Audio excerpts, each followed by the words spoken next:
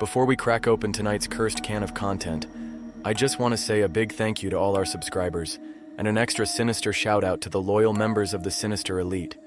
You legends help keep the darkness alive. If you're enjoying the stories and want to take it a step further, hit that like button, make sure you're subscribed, and consider joining the Sinister Elite by clicking that join button below. Members get access to creepy custom emojis and exclusive Sinister Elite badges that level up the longer you survive with us. It's like loyalty, but spookier. All right, lights off, headphones in, and let's summon something we'll all regret.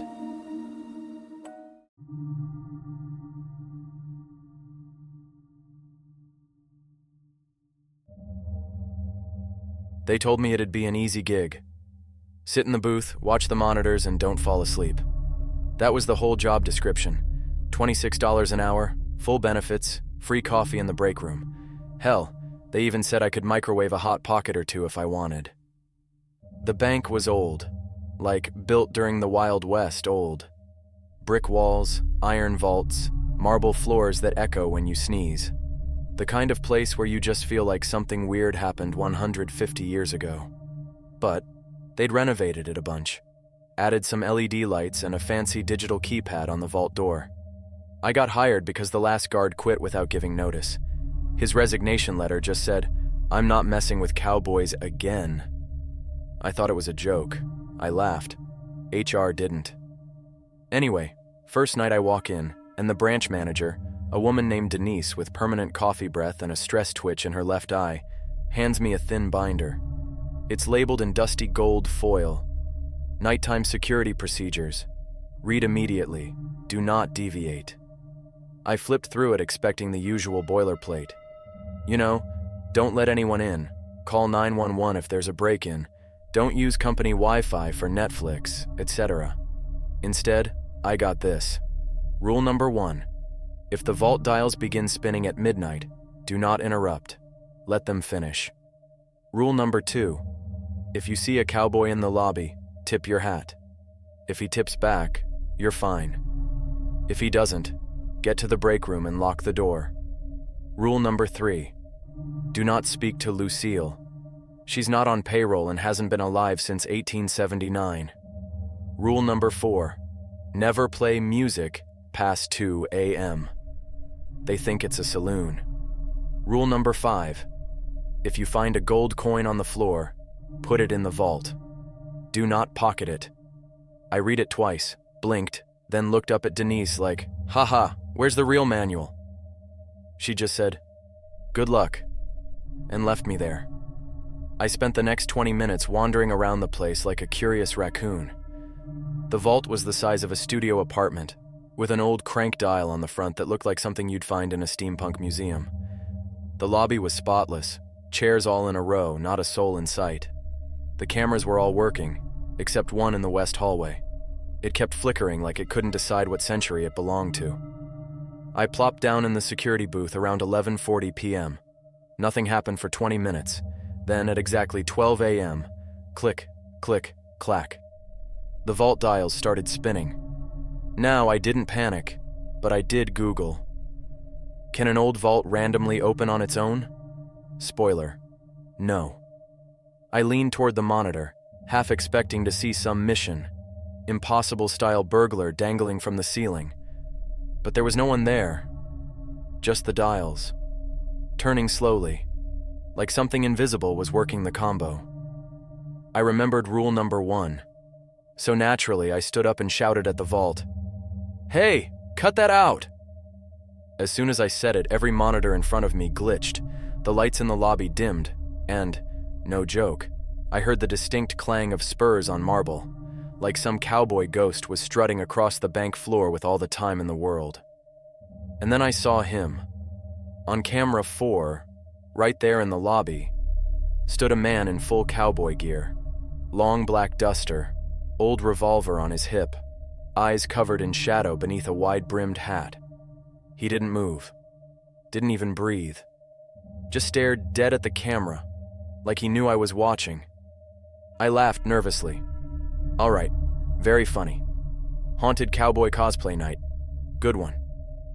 But then he lifted his hand and tipped his hat, which meant I had to tip mine. Problem was, I wasn't wearing one. I looked around the booth like an idiot until I spotted a promotional bank giveaway hat. One of those bank on it baseball caps someone left behind. I grabbed it and tipped it forward. The man on the screen nodded, then turned and vanished through the wall. Not out the door. Through the wall.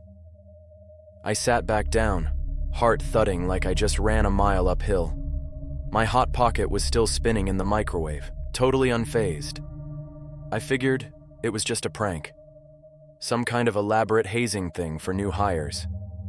Maybe even one of those TikTok args like Haunted Bank Files episode first. But then at 2:01 a.m., my phone's playlist kicked in. I'd forgotten to pause it. Some old Johnny Cash song started playing. Loud. And that's when the saloon doors opened. Except, we don't have saloon doors. I swear on everything. I looked down the hall and saw two swinging wooden doors creak open, where the break room entrance used to be a solid slab of oak. From behind them came the sounds of laughter, clinking glass, and someone yelling, "Annie up!" I stood there frozen, gripping my half-eaten hot pocket like it was a holy relic. Then I heard someone whisper behind me, "You're gonna want to turn that off, son." I didn't turn around. Not at first. The whisper came from right behind my shoulder. I was still holding my hot pocket like it was a grenade that might explode if I moved too fast. The voice had an old-timey twang to it, smooth and low, like molasses over gravel. And it definitely hadn't come through the speakers or the intercom. "You're gonna want to turn that off, son," it said again, calm but stern, like a sheriff giving you one last warning before he unholsters iron. I reached for my phone without making eye contact with anything. My thumb shook as I paused the song. Silence swept back in, sharp and sudden, like someone slamming a church door during confession. I exhaled. The break room was dead quiet again. No more music, no more ghostly saloon sounds. And when I looked up, the saloon-style doors were gone. It was just the boring old break room door again, chipped paint and all. I turned slowly. There was no one behind me. Except... my chair was spinning. Like someone had just stood up from it. I didn't sit down. I backed away slowly and took the binder of rules off the desk like it was a shield. Rule number 4. Never play music past 2 a.m. They think it's a saloon. Yeah. Okay. Noted. Deeply noted. I sat on the floor, leaned against the filing cabinet, and stared at the monitors for the next hour, too scared to blink. My hot pocket was ice cold now, but there was no way I was microwaving anything. Again. If a little Johnny Cash summoned a spectral hoedown, I wasn't about to find out what a hot pocket summoning sounded like. Around 3:15 a.m., things started to settle. No more whispers. No more cowboy boot echoes. Just that one busted camera in the west hallway flickering away. I finally relaxed a little and pulled my phone out to text my buddy Dave, who works overnight security at a Sam's Club. I figured he'd get a kick out of this. Me. Bro, this bank is haunted. Like full Jesse James cosplay haunted. Dave, you hitting that weed again? Me. Nah. Deadass. Vault opened itself. Cowboy on camera tipped his hat at me. Dave. LMAO, you getting paid extra for ghost insurance? I didn't respond after that. I got distracted by something weird on camera too. A coin, just sitting in the middle of the lobby floor. It hadn't been there before. I rewinded the footage. The coin just appeared between two frames. 1 second there's nothing. The next it's just lying there, glinting under the fluorescent lights. I zoomed in. It was gold. Real gold too. Looked like one of those old double eagles. Worth serious money if it was legit. And then I remembered rule number 5. If you find a gold coin on the floor, put it in the vault. Do not pocket it. Which, I mean, sure, classic ghost test. Put free money in front of someone and see if they follow instructions. I grabbed a latex glove from the first aid kit and walked out to the lobby. It was quiet, eerily so. Even the AC hum felt like it was holding its breath. I knelt down, scooped up the coin and examined it. It was heavy.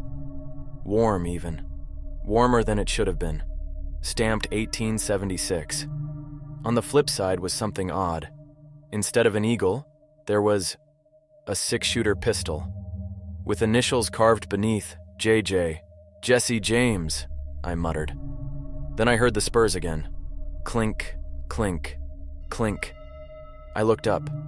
There were 3 of them now, standing just outside the front doors, blurred slightly like static on an old VHS tape. Cowboy hats, long coats, shadows for faces. One of them held a lasso, the other had a sawed-off shotgun draped across his shoulder. The one in the middle stepped forward, palms out. "Just returning for what's ours," he said, voice echoing like it came from the walls themselves. I nodded, slowly, politely, like you would to a rattlesnake that just offered you a handshake. "I'll just be putting this in the vault," I said. The ghost didn't move. I walked backward, down the marble hallway, coin in hand, heart slamming against my ribs like it was trying to escape first. The vault dials were still. I opened it with the code I'd been given, placed the coin on the center shelf, and shut the door. The moment it sealed with that heavy clunk, I heard a chorus of cowboy boots retreating toward the front, like they'd been waiting for me to do the right thing. By 4 a.m., the sun was barely starting to touch the tops of the downtown buildings. The lobby looked normal again. No cowboys, no ghosts. Just me and the fading memory of 3 outlaws looking like they'd walked out of an old sepia photo. Denise showed up at 6 a.m. sharp, her usual twitching eye doing its morning calisthenics. "You make it through your first night?" she asked, sipping from her number 1 bank witch mug. "Yeah," I said. "Easy stuff. Just some loose change and a ghost saloon." She didn't laugh. She just said, "Good. Don't forget to mop near the break room. They always track in phantom mud." It's funny how quickly your standards for weird shift. By night 3, I didn't even flinch when the vault dials started spinning on their own. I just sipped my coffee, checked the binder, and nodded like a guy watching his neighbor pull out of the driveway again. At 12:01 a.m. sharp, the ghosts of Jesse James and his outlaw crew would materialize in the lobby like clockwork, riding through the front doors on phantom horses. Literal see-through stallions, hooves clopping over the tile, but leaving no marks. Every night it was the same. They'd reenact the same robbery, Jesse shouting orders, Cole Younger yelling, "Hands where I can see 'em," at no one, and some gangly ghost named Frank emptying invisible saddlebags into an imaginary getaway cart. Then, right as the clock hit 12:37, they'd vanish mid-sentence. Like poof, gone. One night Frank said, "Next time let's hit the Wells Faye," and then just evaporated mid-word. I know this sounds insane, but after the first night I just started playing along. I tipped my cap. I stayed quiet after 2 a.m. I didn't speak to Lucille, and I definitely didn't pick up any more mystery coins. I did have one question, though. Who the hell was Lucille? There were no employee files for anyone with that name. No one living, anyway. I assumed she was some outlaw's old flame, or possibly the ghost of a bank teller they shot back in the day. Denise wouldn't talk about her either. When I asked, she just said, "Don't. If she talks to you, just pretend you're on a call and walk away." So, of course, that made me want to meet her even more. Which brings us to last night. Everything was going fine. The ghosts came in, robbed the place again, and faded out like always. But around 3 a.m., the lights in the west hallway started flickering. The same busted camera. The same hallway. Except this time, I saw someone on it. Not one of the cowboys. Not Jesse, not Frank, not Cole. It was a woman. She looked alive, or at least more solid than the others. Long dark dress, black curls pinned up, pale hands clasped politely in front of her. She stood perfectly still at the end of the hallway, just past the drinking fountain, staring directly into the camera. I didn't move, didn't blink. I just watched. And then she smiled. Not a nice smile. Not even a creepy smile. It was the kind of smile that said, "You've already broken something, you just don't know it yet." I whispered under my breath, "Lucille." She didn't say a word. She turned and walked straight through the wall. Now the rational part of me wanted to clock out, call a priest, and set the building on fire. But the stupid part of me? The part that once ate a Carolina Reaper for $50 and bragging rights. That part wanted to follow her.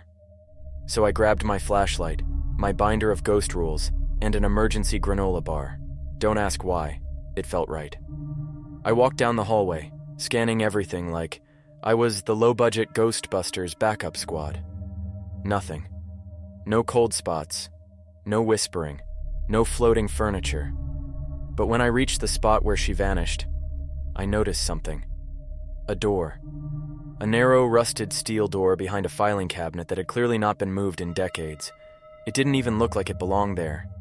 It had a tarnished brass plaque on it that read, "Employees Only, Established 1873. Naturally, I opened it, because I make bad decisions under stress. Inside was a short, cobweb-covered stairwell leading downward into pitch black. It smelled like dust and regret, and also old whiskey. I should have turned back. Instead, I started descending. Each step creaked like it was filing a formal complaint. At the bottom was a long, brick-lined corridor lit by flickering gas lamps.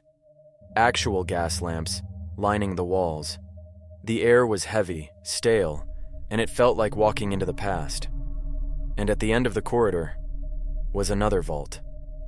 This one didn't have digital keypads or spinning dials. It was bolted shut with massive iron locks and reinforced hinges, and carved into the wall above it was an inscription. Jesse's final score. Do not disturb the taker. I didn't know what that meant, but just as I stepped forward to read it again, I heard it. A woman's voice, right behind me. You shouldn't be down here, sugar. I turned slowly.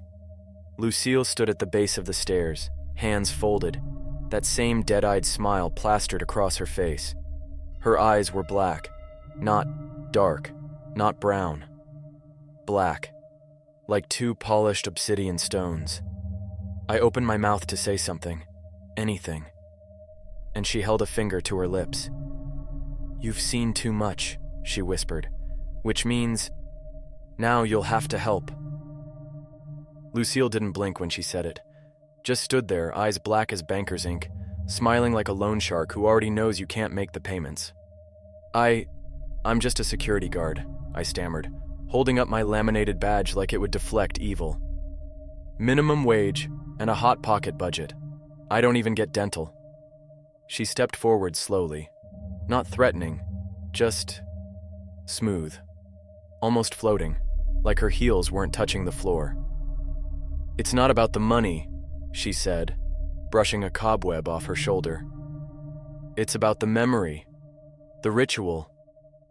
Every night, Jesse and his boys return to finish what they started, but without someone to witness it, it all falls apart. I blinked. You mean, they're not trying to steal anything? She shook her head. They already stole it. In 1873. They robbed this place blind. Buried the gold, cursed the vault, and left one man behind to keep it sealed. I pointed to the inscription above the old vault. Do not disturb the taker. Lucille nodded. That would be me. Oh, I said. Cool. So you're like what, the cursed bank receptionist? Her smile vanished. I was Jesse's fiancé. I died in the crossfire. He couldn't accept it. So he made a deal. One that bound me here. The hallway flickered around us. The gas lamps sputtered and flared. Each night, she continued, the robbery must happen. Jesse must relive it. Because if it doesn't happen, if the pattern is broken, he forgets a little more of who he was, what he loved. And when he forgets completely, she paused. He becomes something else entirely. I wanted to say something comforting. Instead, I reached into my jacket and offered her a granola bar. She stared at it. It's peanut butter chocolate, I added, like that would help. Lucille chuckled. It sounded like glass cracking. You're a strange one. I get that a lot. The vault behind her groaned. I swear I saw the iron bolts twitch, like something inside was testing the locks. The air dropped 10 degrees instantly. I stepped back. So, what happens if someone breaks a rule? She turned to the vault. Then he stirs. He who? Lucille glanced over her shoulder. The version of Jesse that forgot you. The part of him that remembers only rage, only loss. He's trapped in there for now. For now. I didn't like the sound of that. Suddenly, the radio in my walkie crackled to life with a burst of static. Then a voice came through. Low, drawn out. Not mine, not Denise's. Who took the coin? I froze. Lucille didn't. Go, she snapped, her voice suddenly commanding. Get upstairs, he's starting early tonight. I turned and bolted up the stairs, 2 at a time, barely dodging a hanging light fixture. The hallway above was now dimmer, every shadow 10 feet longer than it should have been. When I reached the booth, I checked the monitors. 12 a.m., on the dot. But the Cowboys weren't in the lobby. They were inside the vault, already inside. Camera 1 showed Jesse and his gang standing perfectly still in the middle of the vault, guns drawn, but not moving. Like mannequins caught mid-robbery. Except Jesse's head twitched violently every few seconds, like a scratched DVD skipping the same moment over and over. Then I saw it. Camera 3. The west hallway. There was a second Jesse James, but this one wasn't wearing a hat. His duster coat was torn. His eyes, what I could see of them, glowed with an amber light like embers in a dying fire.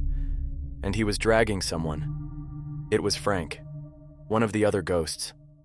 The second Jesse slammed him into a wall, snarled something I couldn't hear, and bit into his neck like a wild animal. I didn't even know ghosts could cannibalize each other. I hit the intercom switch. Lucille, I said, panic rising. There's 2 Jessies, one in the vault, one going full Walking Dead in the hallway. Her voice returned through static. That's the fracture, the forgetting. He's slipping between who he was and what he's becoming, and if he consumes all the others, he won't need to relive the memory anymore. He'll rewrite it. And that's bad? It means everyone in this building dies, including the living. Right. Yep, just clarifying. The monitors all blinked out for a full 2 seconds. When they came back, every camera showed the same thing. Jesse James, standing in the center of the bank lobby, looking up directly at the camera, bleeding from the mouth, eyes glowing. He lifted one hand, held up a gold coin, then let it fall to the marble floor. The sound echoed through the building, clear as a gunshot. The gold coin hit the marble and echoed like a church bell underwater. I watched on the monitor as Jesse, the wrong Jesse, stood over it, smiling that dead-eyed grin. His teeth were jagged now. His shadow moved independently, writhing like something was trying to pull free from it. And that coin? It wasn't one of the ghost coins. It was mine. The one I put back in the vault. He'd pulled it out, which meant the rules were broken. Again. The lights dimmed. My walkie crackled again. Lucille's voice came through him, strained and breathless. He's taken the memory. The vault didn't hold. Jesse's forgetting. Too fast. I looked at the binder of rules, now pulsing with heat like a toaster. The text was bleeding, literally dripping off the page, like someone printed it in ghost blood. I flipped it open and found a final page I swear hadn't been there before. Emergency protocol.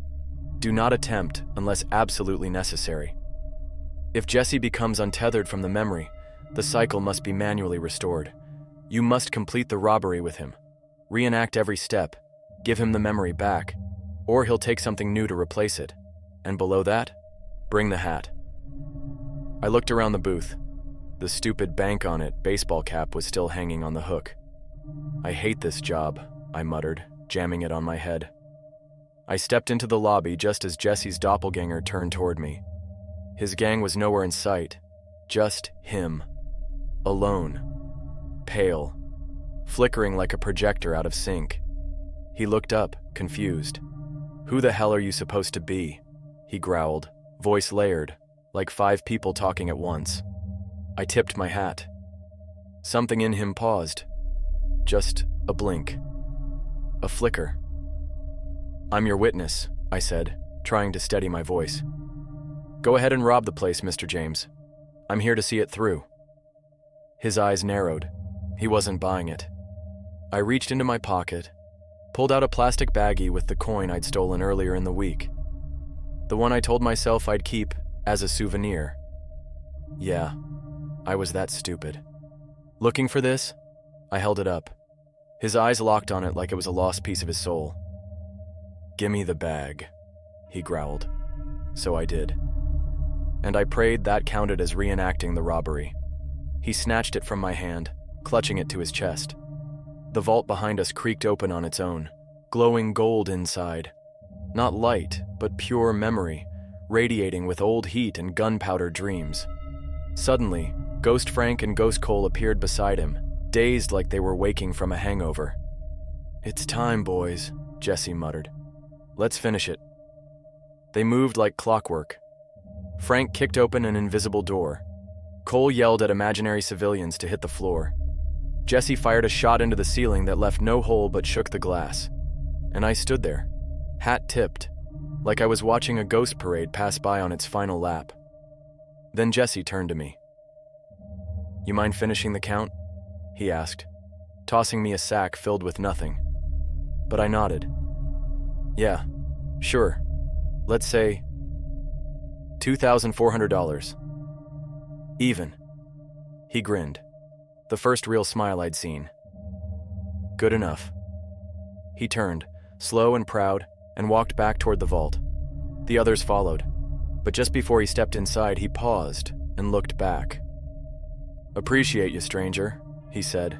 "You ever need a crew? We owe you one." And then, just like that, he walked into the golden light, sack in hand. The vault door closed and locked. Every camera flickered once, then came back on. The binder of rules stopped bleeding. My walkie buzzed with Lucille's voice, calm now. "The memory's safe. You did it." I looked down and saw the coin, the real one. Solid gold, still warm. I didn't pocket it this time. I placed it gently on the front counter, right beside the donation jar for Children's Hospital. Let the next guy deal with that moral dilemma. The next morning, Denise walked in like nothing had happened. No mention of the vault. No mention of Jesse. Just handed me a form and said, "Need your initials here. You're being promoted to lead night watch." "Oh?" I asked. "Does it come with a raise?" "No," she said. "But it does come with a new binder. Same rules. Just, more binding." She handed me a thicker binder with a new label on the front. Vault 2 Procedures. Basement level. And scrawled in red on the inside cover, "Do not let Lucille out again." I looked around. The bank was normal. The vault was quiet. But the shadows in the west hallway? They were starting to stir.